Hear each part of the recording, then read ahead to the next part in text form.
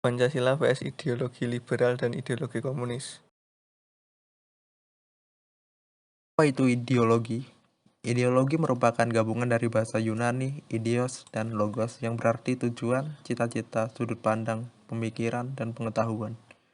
Ideologi merupakan seperangkat ide atau keyakinan yang menentukan cara pandang seseorang untuk mencapai tujuan dengan berdasar kepada pengetahuan.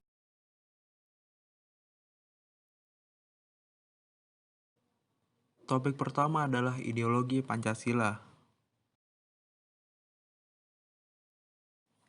Apa itu ideologi Pancasila? Ideologi Pancasila adalah pandangan atau nilai-nilai luhur budaya dalam religius yang digunakan bangsa Indonesia.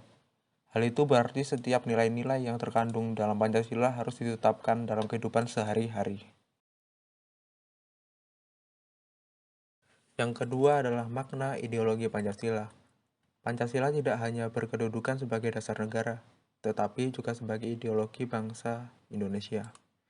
Pancasila ialah sebagai ideologi yang mempunyai makna sebagai berikut.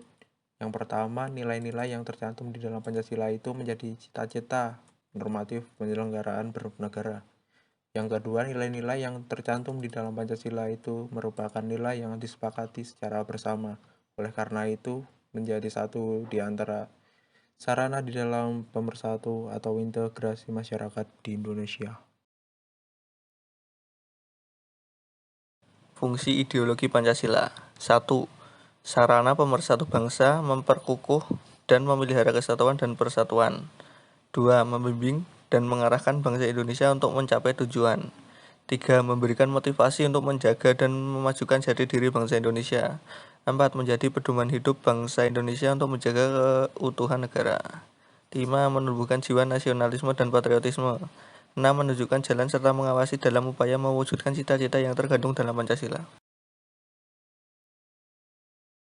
Tujuan ideologi Pancasila. Yang pertama, menghendaki seluruh rakyat Indonesia untuk menjadi sikap religius, memeluk agama sesuai dengan keyakinan dan taat kepada Tuhan. Yang kedua, menanamkan dan menjunjung tinggi rasa saling menghargai dan menghormati HAM atau hak asasi manusia. Yang ketiga, menciptakan bangsa yang nasionalis dan menanamkan rasa cinta tanah air kepada seluruh rakyat Indonesia tanpa terkecuali.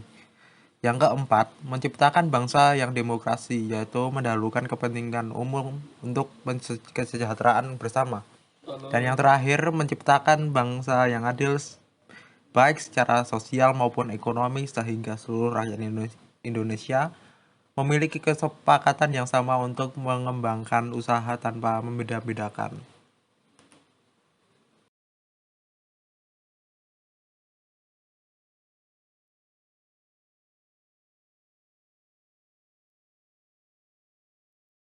Dimensi ideologi Pancasila. 1. Dimensi idealisme. Dimensi idealisme adalah suatu dimensi ideologi Pancasila yang terkandung di dalam landasan dasar negara sehingga dimensi ideologi ini memberikan harapan bagi kehidupan masyarakat bangsa Indonesia ke arah yang lebih baik.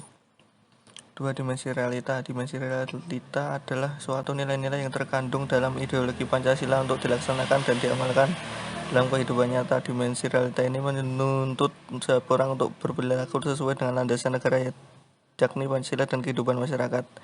3. Dimensi fleksibilitas. Dimensi fleksibilitas adalah suatu kemampuan dari ideologi tersebut untuk menyesuaikan diri dan mempengaruhi dan perkembangan kehidupan sosial di Indonesia.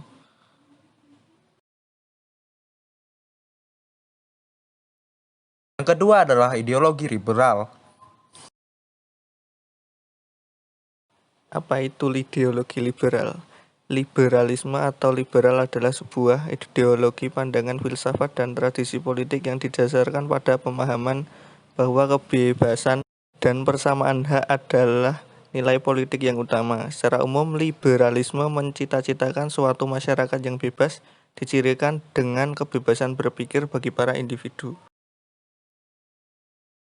Pokok-pokok liberalisme. Yang pertama, kesempatan yang sama atau hold the basic equality of human being. Bahwa manusia mempunyai kesempatan yang sama di dalam segala bidang kehidupan di balik politik, sosial, ekonomi, dan kebudayaan. Namun karena kualitas manusia yang berbeda, sehingga dalam menggunakan persamaan kesempatan itu akan berlainan tergantung kepada kemampuannya masing-masing. Terlepas dari itu semua, hal ini atau persamaan kesempatan adalah suatu nilai yang mutlak dari demokrasi. Yang kedua, dengan adanya pengakuan terhadap persamaan manusia di mana setiap orang mempunyai hak yang sama untuk mengemukakan pendapatnya, maka dalam setiap penyelesaian masalah-masalah yang dihadapi baik dalam kehidupan politik, sosial, ekonomi, kebudayaan, dan kenegaraan dilakukan secara diskusi dan dilaksanakan dengan persetujuan di mana hal ini sangat penting untuk menghilangkan egoisme individu. Jika pemerintah harus mendapat persetujuan dari yang diperintah. Pemerintah tidak boleh bertindak menurut kehendaknya sendiri, tetapi harus bertindak menurut kehendak rakyatnya atau government by the consent of the people of the government. Yang keempat, berjalannya hukum, the rule of law. Fungsi negara adalah untuk membela dan mengabdi pada rakyat terhadap hak asasi manusia yang merupakan hukum abadi di mana seluruh peraturan atau hukum dibuat oleh pemerintah adalah untuk melindungi dan mempertahankannya. Maka untuk menciptakan rule of law harus ada patokan terhadap hukum tinggi atau undang-undang, persamaan di muka umum, dan persamaan sosial.